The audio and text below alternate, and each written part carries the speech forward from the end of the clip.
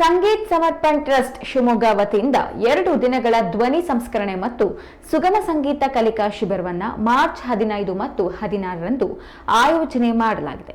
ಆಸಕ್ತರು ಈ ಶಿಬಿರದಲ್ಲಿ ಪಾಲ್ಗೊಂಡು ಸುಗಮ ಸಂಗೀತವನ್ನ ಕಲಿತರು. ಖ್ಯಾತ ಗಾಯಕರು ಮತ್ತು ಸಂಗೀತ ನಿರ್ದೇಶಕರಾದ ಪುತ್ತೂರು ನರಸಿಂಹ ನಾಯ್ಕ್, ಖ್ಯಾತ ಮಂಡೋಲಿನ್ ಕಲಾವಿದ NS ಪ್ರಸಾದ್, ಗಾಯಕರಾದ ಸುರೇಖಾ ಹೆಗಡೆ ಅವರು ಈ ಶಿಬಿರದಲ್ಲಿ ಪಾಲ್ಗೊಂಡಿದ್ದರು.